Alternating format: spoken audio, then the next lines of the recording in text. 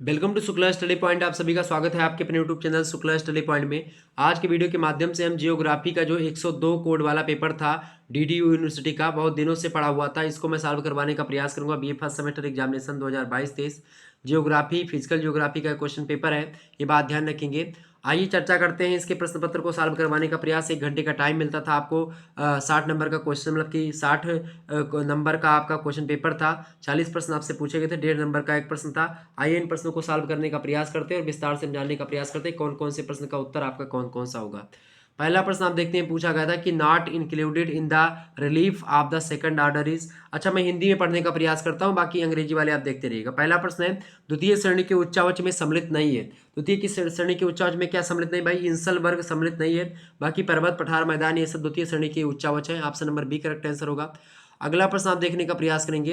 अगला प्रश्न आपकी स्क्रीन पर आ चुका है। दूसरा नंबर प्रश्न देखेंगे, निम्नलिखित में से कौन सी भौतिक भूगोल की शाखा नहीं है? भौतिक भूगोल की शाखा इनमें से कौन सी नहीं भाई? देखिए, अधिवास भूगोल जो है ये मानव भूगोल की शाखा है, जबकि जैव भूगोल, भूगणित, मृदा भूगोल ये सब आपकी भौतिक भूगोल की शाखा है। Option number C correct answer होगा दूसरे का। तीसरा प्रश्न आपसे पूछा गया था, पृथ्वी की आंतरिक संरचना की जानकारी का प्राकृतिक स्रोत है, बताए। पृथ्वी की आंतरिक संरचना का जो प्राकृतिक स्रोत है वो क्या है भाई? भूकंप, तापमान और घनत्व, ये सब आंतरिक संरचना की जानकारी का प्राकृतिक स्रोत है। Option number D correct answer होगा। अगला क्वेश्चन आपसे पूछा गया था, चौथा नंबर प्रश्न है कि मेंटल की कोर से विभाजित करने वाली असंबद्धता कौन सी है? तो मेंटल को कोर से विभाजित करने वाली जो असंबद्धता है वो है गुटेनबर्ग असंबद्धता। Option number D correct answer होगा। अगला प्रश्न आपसे पूछा गया था, 5वां नंबर प्रश्न देखेंगे, विभिन्न स्तंभों का घनत्व बराबर होता है।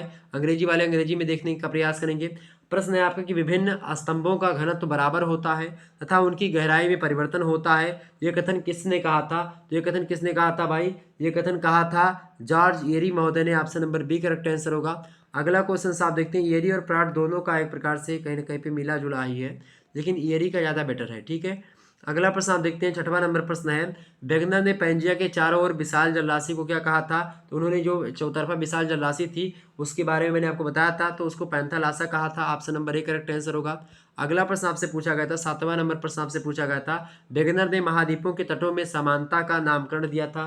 तो क्या नामकरण दिया था भाई? 7वें करेक्ट आंसर क्या होगा? ऑप्शन नंबर ए महाद्वीपीय विस्थापन। Option number A correct answer होगा।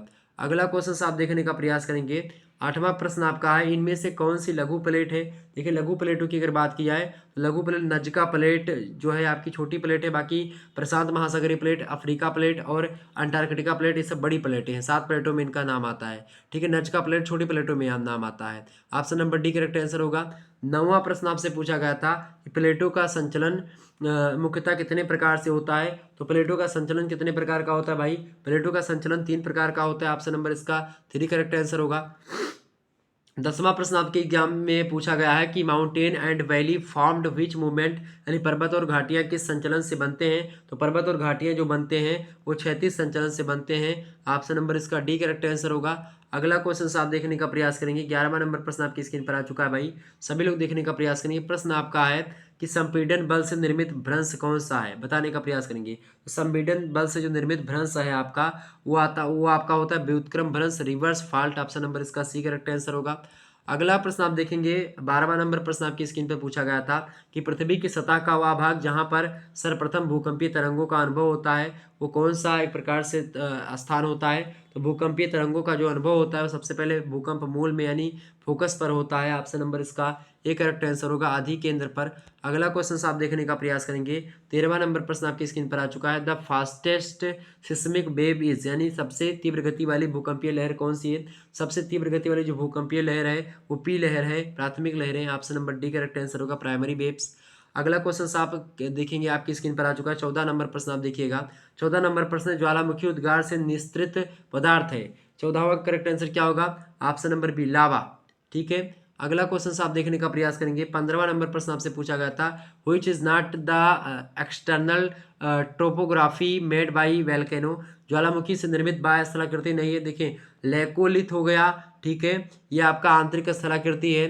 ठीक है, ये बात आप ध्यान रखिए। तो आपसे प्रश्न क्या पूछा गया है? प्रश्न पूछा गया कि ज्वालामुखी से निर्मित बाह्य स्थलाकृति नहीं, तो लेकोलिथ, बैकोलिथ, फेकोलिथ, सिल, डाइक ये सब आपके ज्वालामुखी से निर्मित आंतरिक स्थलाकृति हैं, जबकि सिंटर शंकु, लावा डाट, काल्डेरा, क्रेटर ये सब बाहरी स्थलाकृतियां हैं। तो ऑप्शन नंबर इसका ए करेक्ट आंसर होगा, लेकोलिथ। नेक्स्ट क्वेश्चन देखने का प्रयास करेंगे। अगला प्रश्न आपसे 16वां नंबर पूछा गया था। प्रश्न है भौतिक या यांत्रिक अपक्षय का कारक नहीं है। फटाफट से बताने का प्रयास करेंगे। तो ऑप्शन नंबर इसका डी करेक्ट आंसर होगा तुषार। नेक्स्ट क्वेश्चन आप देखने का प्रयास करेंगे। 17वां प्रश्न आपकी स्क्रीन पर आ चुका। कार्बोनेशन क्रिया किस चट्टान पर सर्वाधिक होती है? तो कार्बोनेशन की क्रिया जो होती है सर्वाधिक जो चट्टान होती है मतलब किस चट्टान पर, वो होती है भाई चूना पत्थर पर, लाइम स्टोन पर। Option number D correct answer होगा। अगला क्वेश्चन आपसे पूछा गया 18वां नंबर देखेंगे। प्रश्न पूछा गया था कि नदी के अपरदन कार्य से निर्मित स्थलाकृति है। बताएं नदी के जो है अपरदन से नदी के अपरदन कार्य से निर्मित स्थलाकृति कौन सी है इनमें से? तो भाई इसकी जो है ऑप्शन नंबर ए लगा दीजिएगा, नदी वेदिका। ठीक है, करेक्ट आंसर आपका क्या हो जाएगा? 18वें का ये करेक्ट आंसर हो जाएगा। अगला क्वेश्चन आप देखने का प्रयास करेंगे। 19वां नंबर आपका प्रश्न आ चुका है कि नदी के जीर्णावस्था में निर्मित निक्षेप जनित स्थलाकृति कौन सी है?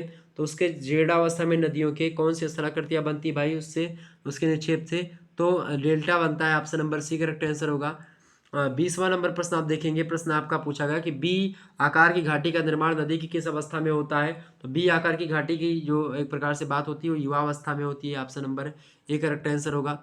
अगला क्वेश्चन आप देखने का प्रयास करेंगे। 21 नंबर प्रश्न आपकी स्क्रीन पर आ चुका है। ओजोन परत अवस्थित है। ओजोन परत कहाँ पर अवस्थित है भाई? ओजोन परत आपकी समताप मंडल में स्थित है, यानी कि स्टेटोस्फीयर में। Option number B correct answer होगा।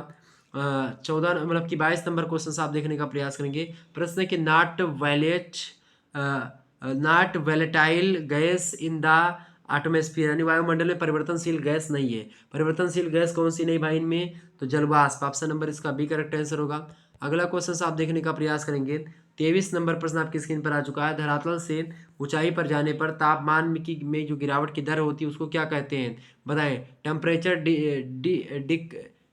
डिक्रीसेस with increasing altitude is called, यानी कि धरातल से ऊंचाई पर जाने पर तापमान गिरने की दर को हम क्या कहते हैं? तो उसको क्या कहते हैं भाई? उसको हम बोलते हैं ऋणात्मक ताप पतन दर। Option number B correct answer होगा।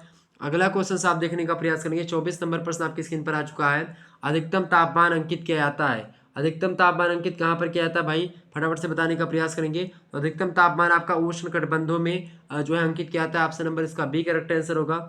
अगला क्वेश्चन आप देखने का प्रयास करेंगे। अगला प्रश्न आपका आ चुका है। 25 नंबर प्रश्न देखेंगे। पृथ्वी पर वायुदाब पेटियों की संख्या कितनी है? तो पृथ्वी पर वायुदाब पेटियां जो है वो 7 हैं। ऑप्शन नंबर इसका डी करेक्ट आंसर होगा। अगला क्वेश्चन आप देखने का प्रयास करेंगे। 26 नंबर प्रश्न आपकी स्क्रीन पर आ चुका है भाई, सभी लोग देखेंगे। 26 नंबर प्रश्न, गर्म स्थानीय पवन कौन सी है? तो गर्म स्थानीय पवन इनमें से लू जो है गर्म स्थानीय पवन है। Option number C correct answer होगा। नेक्स्ट क्वेश्चन आप देखेंगे, आपके एग्जाम में पूछा गया था। प्रश्न है कि किस स्थानीय हवा को हिमभक्षक कहा जाता है? तो किस स्थानीय हवा को हिमभक्षक कहते हैं भाई? चिनूक को हिमभक्षक कहा जाता है। ऑप्शन नंबर इसका डी करेक्ट आंसर होगा। अगला क्वेश्चन आपसे पूछा गया था 28 नंबर देखेंगे। 28 नंबर प्रश्न आपसे पूछा गया था कि अस्थाई पवन नहीं है इनमें से। तो अस्थाई पवन कौन नहीं है भाई? विषुवत-रेखीय पछुआ पवनें अस्थाई नहीं, बाकी सारी अस्थाई पवनें हैं। अगला क्वेश्चन आप देखने का प्रयास करेंगे। 29 नंबर प्रश्न है आपका। 29 नंबर प्रश्न है कि कोपेन ने विश्व को प्रमुख जलवायु प्रदेशों में विभक्त किया। कितने भागों में बांटा कोपेन ने? तो कोपेन महोदय ने विश्व को 5 जलवायु प्रदेशों में बांटा है। ऑप्शन नंबर इसका ए करेक्ट आंसर होगा। 30 नंबर प्रश्न आपसे पूछा गया था कि कोपेन ने मानसूनी जलवायु के लिए किस संकेतक का प्रयोग किया है? तो किस संकेतक का प्रयोग किया है भाई उन्होंने, कोपेन महोदय ने? तो उन्होंने एक प्रकार से एएम शब्द का प्रयोग किया, एएम प्रतीक शब्द का प्रयोग किया है मानसूनी जलवायु के लिए। ठीक है, एएम। अगला क्वेश्चन आप देखेंगे। अगला प्रश्न आपका आ चुका है 31 नंबर प्रश्न देखेंगे। सागरीय नितल का सबसे विस्तृत भाग कौन सा? सबसे बड़ा भाग जो होता है वो महासागरीय मैदान होता है। ठीक है, ऑप्शन नंबर इसका डी करेक्ट आंसर होगा। डीप ओशियन प्लेन्स होते हैं। ठीक है, option number D correct answer होगा। आपसे पूछा था सबसे गहरा, तो महासागरीय गर्त होते हैं। ठीक है, अगला क्वेश्चन आप देखेंगे। 32 नंबर प्रश्न आपकी स्क्रीन पर आ चुका है। 32 नंबर प्रश्न आप देखेंगे। प्रश्न है कि विश्व का सबसे जो है सबसे गहरा समुद्री गर्त कौन सा है? तो मेरियाना ट्रंच है। 11,033 मीटर गहरा है, ये बात आप ध्यान रखेंगे। ठीक है, अगला क्वेश्चन आप देखने का प्रयास करेंगे। 33 नंबर प्रश्न आपकी स्क्रीन पर आ चुका है। पृथ्वी के समस्त महासागरों का औसत तापमान कितना है? तो पृथ्वी के समस्त महासागरों का जो औसत तापमान है वो कितना है भाई? वो आपका पड़ेगा कितना? 72.2 सेल्सियस डिग्री। ठीक है, मतलब degree Celsius. Option number C correct answer होगा। अगला क्वेश्चन आप देखेंगे। 34 नंबर प्रश्न आपकी स्क्रीन पर आ चुका है। निम्नलिखित में से क्या सागरीय जल में सर्वाधिक मात्रा में पाया जाता है? बताएं। सर्वाधिक मात्रा में क्या पाया जाता है भाई? सोडियम क्लोराइड NaCl जो होता है ज़्यादा पाया जाता है। लगभग और लगभग 77.8% जो होता है ये सोडियम क्लोराइड पाया जाता है समुद्रों में। ठीक है, अगला क्वेश्चन आप देखने का प्रयास करेंगे। अगला प्रश्न आपका आ चुका है, अधोलिखित में से कौन शीत महासागर धारा का नहीं है, बताएं। प्रश्न आपसे पूछा जा रहा है कि निम्नलिखित में से कौन शीत महासागर मतलब धारा नहीं है। शीत महासागर धारा मतलब क्या होता है कि ठंडी, ठंडी जल धारा कौन सी नहीं भाई। देखिए कनानी ठंडी है, अम्बोल भी ठंडी है, ओयासियो भी ठंडी आपकी है।